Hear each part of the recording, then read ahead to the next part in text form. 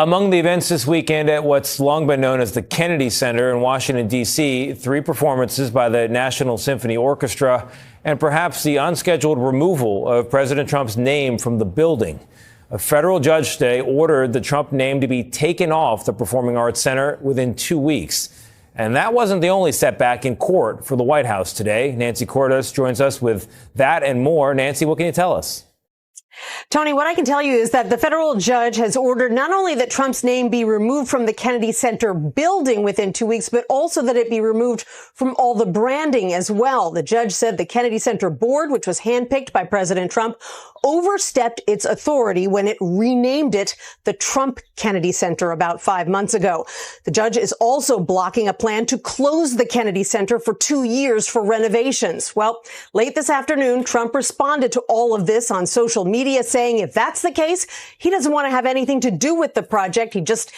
Hey family, welcome back. John with you once more. Judge Cooper ruled that only Congress, not the Kennedy Center board, has the authority to rename the institution, and workers physically removed Trump's name from the facade. The ruling is a clear judicial check on executive overreach, and the tarp covering the spot stands as a silent reminder of a defeat the administration cannot accept. But here's the thing about this administration. They don't take no for an answer. Not from judges, not from courts, not from anyone. Trump's team immediately ran to an appeals court, desperately trying to get permission to put that name back up, while the broader legal case continued grinding through the system. They argued that removing the name could hurt fundraising and make the Kennedy Center's financial situation even worse. It sounded reasonable on the surface. Handed all over to Congress. The other setback for President Trump today has to do with that controversial new $1.8 billion anti-weaponization fund. A federal judge in Virginia temporarily is blocking DOJ from making any payouts while she reviews a lawsuit claiming the fund is designed to enrich Trump supporters only. Nancy, while we have you, I also want to talk to you about the plans for the nation's 250th birthday celebration. Slate of big musical acts had been announced on Wednesday, but now more than half of the performers have apparently dropped out. What do you know about that? Well, many of these artists, Tony, say that they were misled into thinking that this concert series on the National Mall next month was going to be a nonpartisan event. And so country star Martina McBride has pulled out, along with the rapper Young MC, the legendary soul group The Commodores, and others. The organizers still insist this concert is meant to be nonpartisan, but they're going to have to find some new acts, Tony. All right, Nancy, thank you very much. Arts institutions need money. Donors might be less generous if the president's name isn't on the building. But the appeals court looked at that argument and found it hollow. There just wasn't enough specific evidence actually backing up that claim.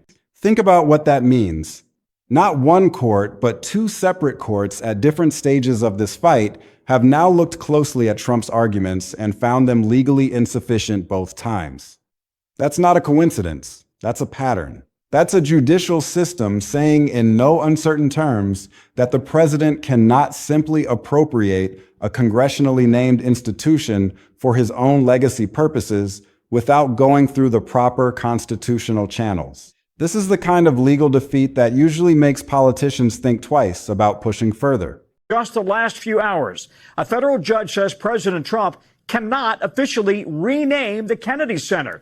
The new filing just in says Congress gave the Kennedy Center its name, and only Congress can change it, ordering the administration to remove the new signage and change the website in the next 14 days. The judge will also stop the president from closing the performing arts facility for 2 years while it goes through repair work. However, it does not prevent work from actually getting done.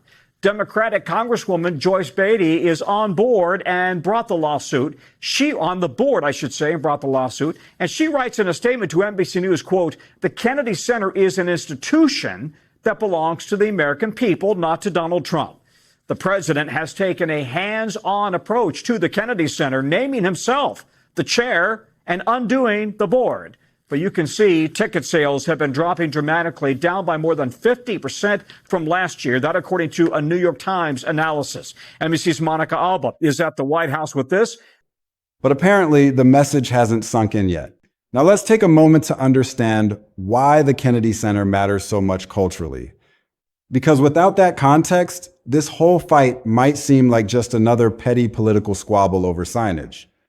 The John F. Kennedy Center for the Performing Arts isn't just any building. It's one of the most prominent cultural institutions in the entire country, hosting everything from orchestral performances to major theatrical productions that draw audiences from around the world. It carries a significant legacy tied directly to the president it was originally named after decades ago. Congress created it as a living memorial, meaning changing its name isn't some minor branding decision. It directly touches on how the country memorializes its past leaders. Monica, talk us through this ruling. Why does this judge say the president's name has to come down and that the closure has to stop?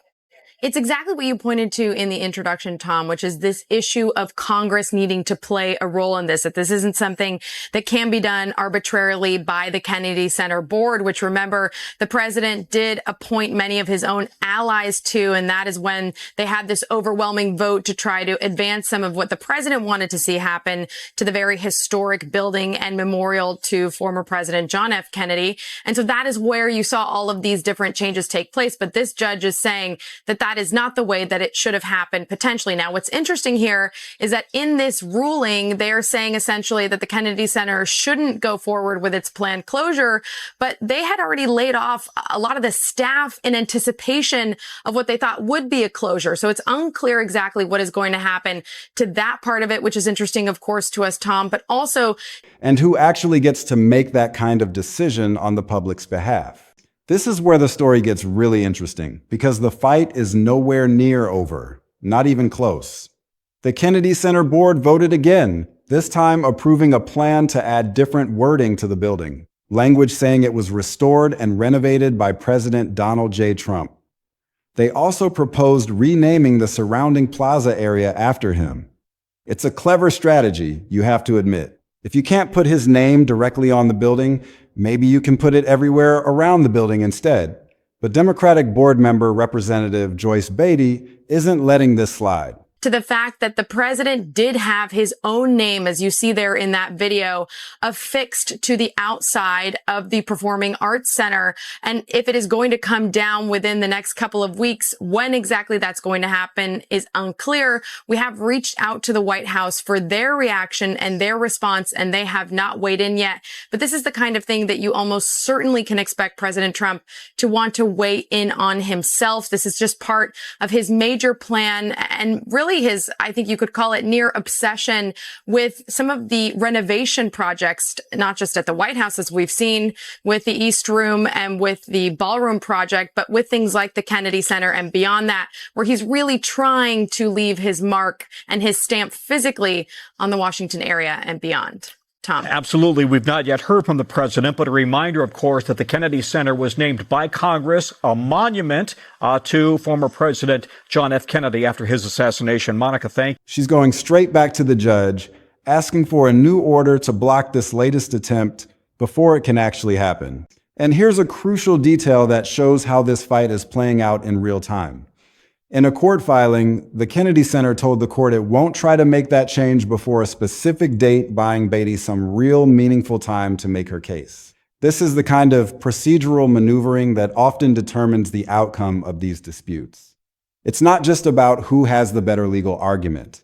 It's about timing, about strategy, about who can outmaneuver whom in the corridors of justice. Let's slow down and really understand the legal foundation of this whole dispute.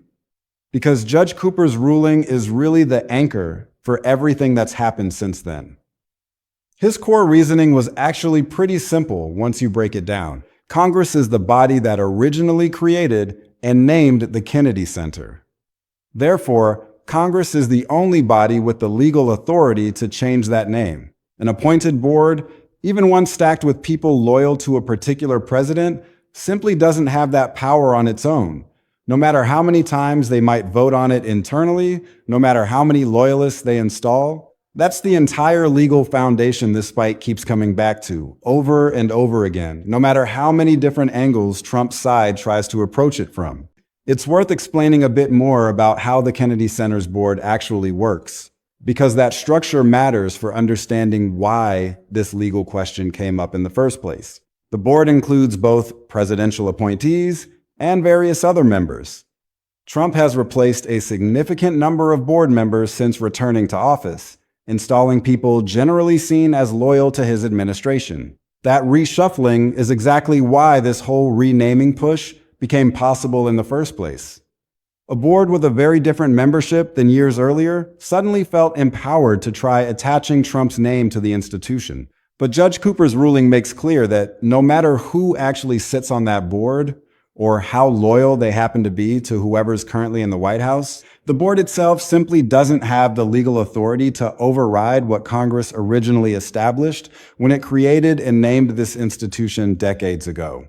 This is a genuinely clean, clear example of a court drawing a firm boundary around what executive-aligned officials can and cannot legally do on their own without needing legislative backing first. It connects to a much longer-running debate about executive power more broadly, one that extends well beyond just this single institution or this single administration.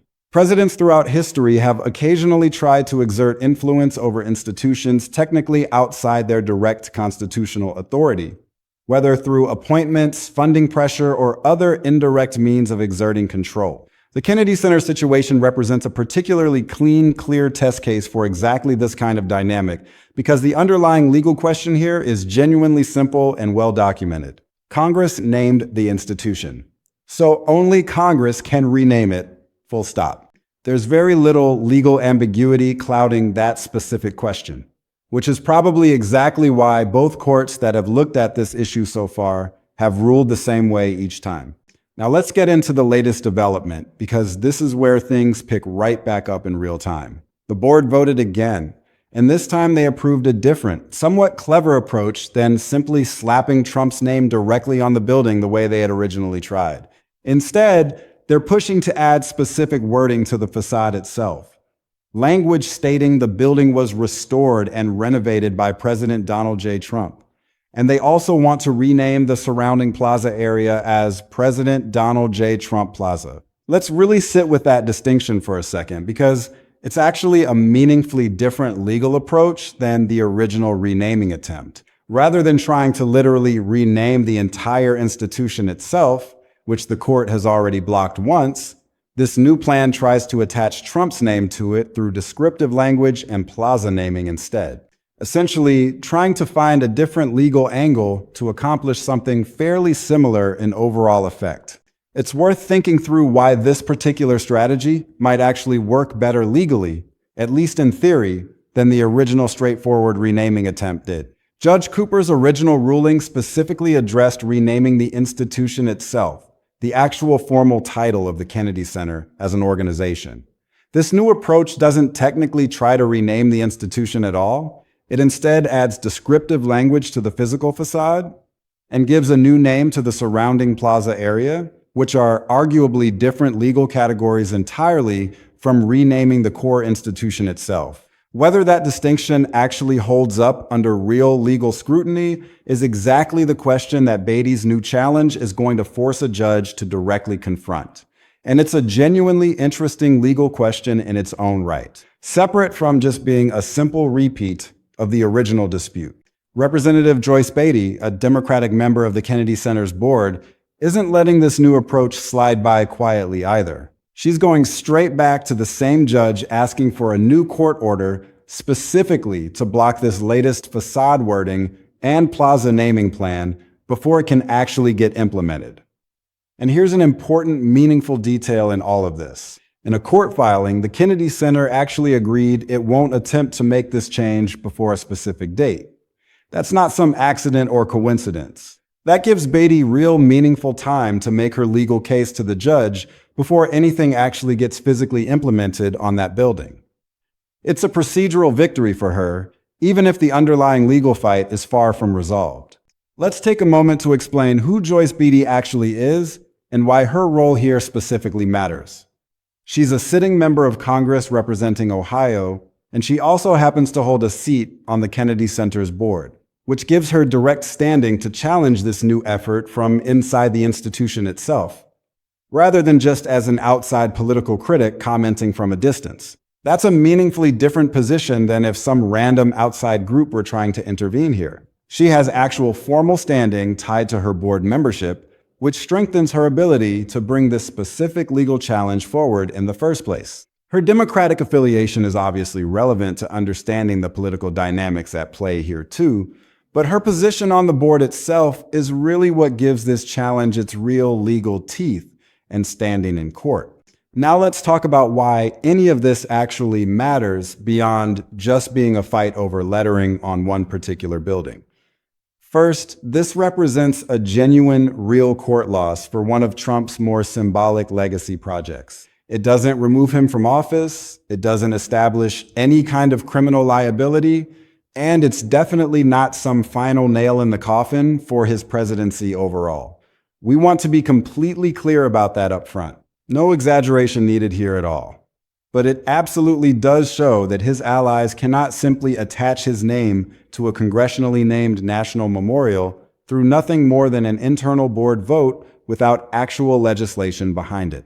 That's a meaningful limitation on executive power, regardless of who happens to be sitting in the Oval Office. Second, it matters because of the much bigger separation of powers question sitting underneath this entire dispute. This is a genuinely clean, clear example of a court setting a real boundary on what executive-aligned officials can and cannot do unilaterally. Congress named this institution, and the courts have now repeatedly, consistently affirmed that only Congress can actually change that. That principle extends well beyond just this one specific building, too. It speaks to broader questions about institutional authority and the actual limits of power more generally across government. This kind of judicial check matters regardless of which political party happens to hold power at any given moment. And that's honestly worth emphasizing clearly here. The exact same legal principle that's blocking Trump's name from going up on the Kennedy Center right now would apply equally to a future president from either party trying to attach their own name to a congressionally named institution without going through the proper legislative process first. Courts drawing these kinds of institutional boundaries isn't really about targeting any specific president or any specific political party. It's about maintaining a consistent, predictable system where major changes to significant national institutions actually go through the appropriate legal channels rather than getting decided unilaterally by whoever happens to control a particular board or agency at any given moment in time. Third, it connects to a much broader pattern worth noticing, one that ties directly back to Trump's White House ballroom project too. In both of these cases, critics argue Trump is using major, prominent public landmarks to build out his own personal legacy, while courts and various critics push back hard on both the legal authority and the sheer cost involved in doing so. Whether you're talking about the Kennedy Center facade or an entirely new White House ballroom addition, the same fundamental tension keeps showing up again and again. A president wanting to leave a very visible, very physical mark on major national landmarks, while the legal system keeps pushing back on exactly how much unilateral authority he actually has to make that happen on his own. There's an interesting contrast we're drawing between these two situations too, because the legal mechanics involved are actually pretty different, even though the underlying pattern feels similar on the surface. The ballroom fight centers on construction authority and historic preservation review processes specifically, while the Kennedy Center fight centers on naming authority and who Congress actually delegated that specific power to decades ago. Different legal questions, different courts involved, different specific facts in each case, but the same recurrent theme runs underneath both of them. A president pushing forward with major visible changes to national landmarks, and courts consistently stepping in to draw real, meaningful boundaries around exactly how far that authority actually extends without proper legislative or procedural backing first. Fourth, this newest board maneuver, the restored and renovated wording, plus the plaza renaming idea, deserves its own honest scrutiny too, because it genuinely raises an interesting legal question in its own right. Is this a legitimate, meaningfully different legal approach that manages to sidestep the original ruling entirely? Or is it really just a workaround attempt trying to accomplish something pretty similar to what already got blocked once before, just through slightly different wording and packaging. That's exactly the question Beatty's new legal challenge is going to force the judge to actually confront and rule on directly. And how that gets decided could end up shaping this entire ongoing dispute for a long time to come, potentially setting precedent for similar naming disputes at other federally chartered institutions down the road too. Let's be clear about what this whole story actually is, because precision matters here, just like it does in any other story we cover for you. This is not some story about Trump losing all control over the Kennedy Center entirely. And it's definitely not some sweeping final legal defeat either, since this newest board effort is still actively being fought out in court as we speak. What this actually is a real documented pattern of Trump's allies repeatedly trying to attach his name to a major national institution. And courts repeatedly, consistently pushing back and saying that kind of change legally requires congressional action first, not just an internal board vote from people he's personally appointed.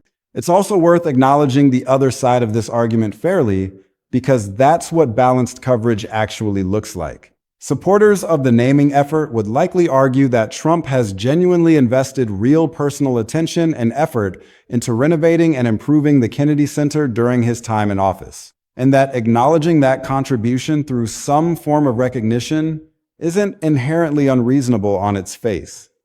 The legal dispute here really isn't about whether Trump deserves any credit at all for renovation work. It's specifically about which body actually holds the legal authority to grant that kind of formal, permanent recognition on a congressionally chartered institution. That's a genuinely narrower, more technical legal question than the broader political debate happening around it might sometimes suggest.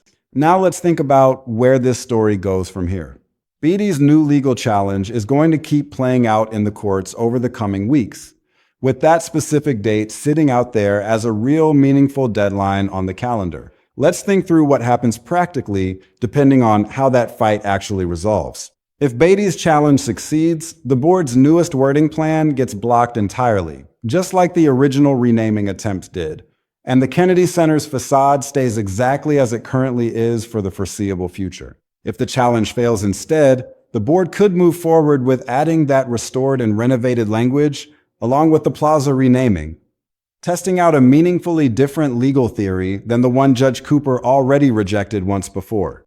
This entire fight fits into that much bigger pattern we mentioned earlier too, involving the White House ballroom project and the broader question of just how far a president can actually go in reshaping major national landmarks in his own image. Both situations raise fundamental questions about the limits of presidential power when it comes to physically altering or renaming institutions that were established by congressional action. And in both cases, courts have been willing to step in and draw boundaries that the administration would prefer not to exist. Let's dig a little deeper into that fundraising argument specifically, because it's actually a pretty reasonable sounding claim on its surface, even if the courts ultimately didn't buy it. Arts institutions like the Kennedy Center genuinely do rely heavily on donor support and fundraising campaigns to fund their ongoing operations.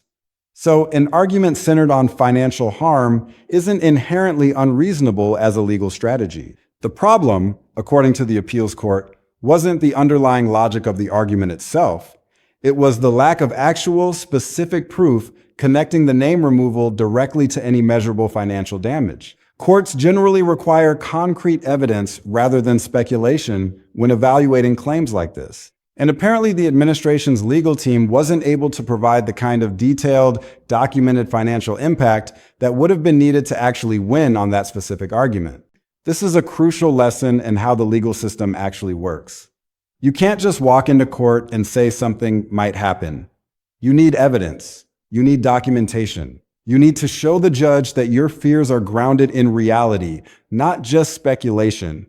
And when you fail to provide that evidence, judges notice.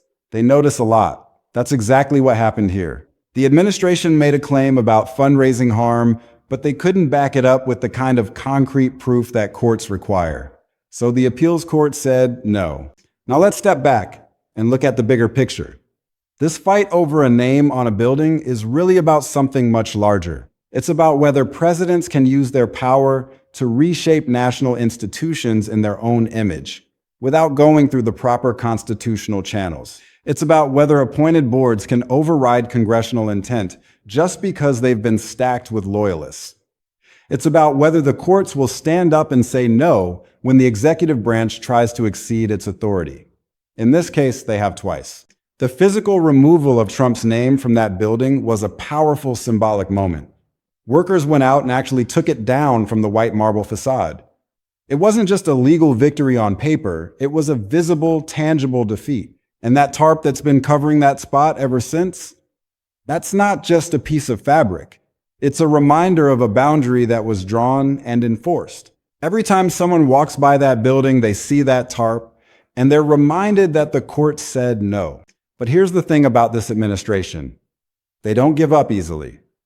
The new plan to add descriptive language about restoration and renovation, plus the plaza naming, shows a willingness to keep pushing, to keep testing the boundaries, to keep looking for loopholes that might allow them to accomplish their goal through slightly different means. It's a strategy of persistence.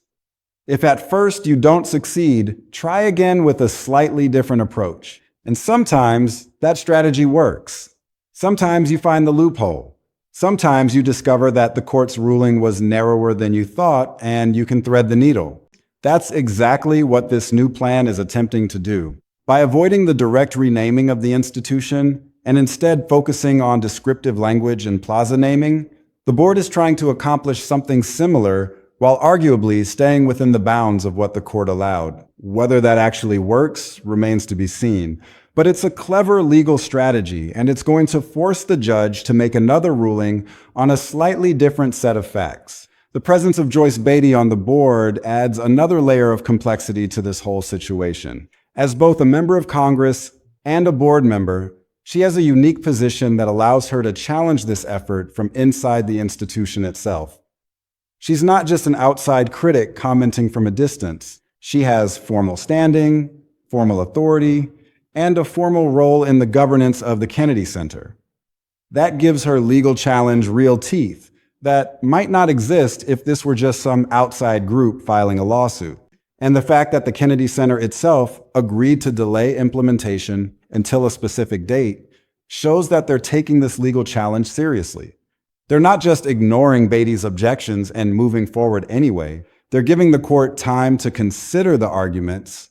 They're allowing the judicial process to play out before taking any irreversible action. That's a sign of respect for the legal system, even if it's also a sign that they're not confident enough to just push ahead. So where does this all end?